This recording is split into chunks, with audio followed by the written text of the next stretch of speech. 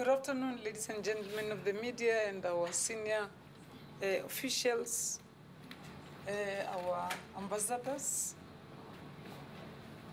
It's an honor for me and a great pleasure of hosting our High Representative for Foreign Affairs and Security and Vice President of the European Commission, Madam Mogherini, for the 13th Ministerial Political Dialogue between South Africa and the EU. This dialogue took place within the context of the South Africa-EU Strategic Partnership, which represents close collaboration with which South Africa has with the European Union. The partnership is broad-based and committed to supporting National Development Plan 2030, which I said earlier, it's linked to the global goals of sustainable development and our Agenda 2063 of the AU. The strategic partnership covers over 20 sectoral policy dialogues covering diverse issues, including development cooperation, science and technology, space, communications, migration, health, trade, education and skills development, peace and security, and human rights. So this morning, in our first formal engagement, we met earlier on the sidelines of the Human Rights Council. We looked at all these areas, and we have assessed the state of our cooperation and reaffirmed that the strategic partnership, which is extensive, covers many areas and is working well in pursuit of our mutually beneficial interests. European Union bloc, as a 28-member country, is South Africa's largest trading partner and largest foreign direct investment. Over 2,000 EU companies operate within South Africa, creating 350,000 jobs and producing value-added goods which are exported and which contribute sustainably on skills development and job creation.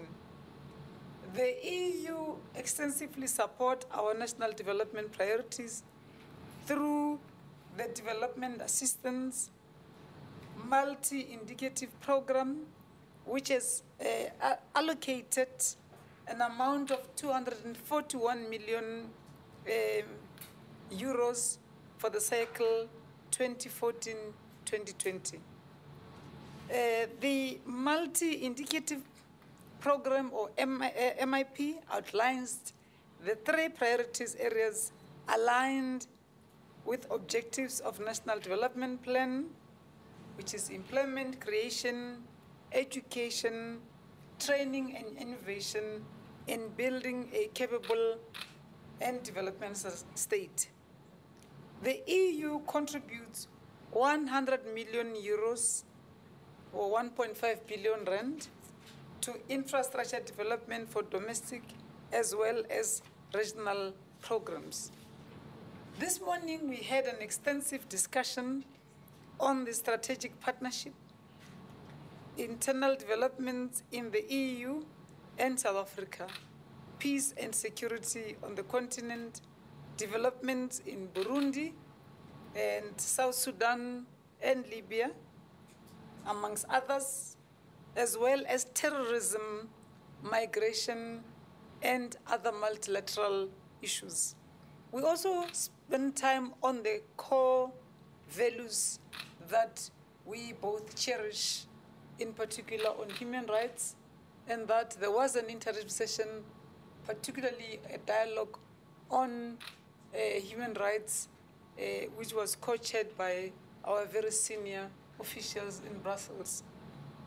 In addition, we reviewed developments regarding the Middle East peace process and also expressed great concern at the humanitarian situation and civilian casualties in Syria. I'm taking this opportunity once again to welcome a good friend, High Representative and Vice President Mogherini, to South Africa. Over to you. Thank you very much, Madam Minister, my friend. Thank you very much, first of all, for the very warm welcome here in South Africa for this very important meeting we have had today, and we will continue in a few moments.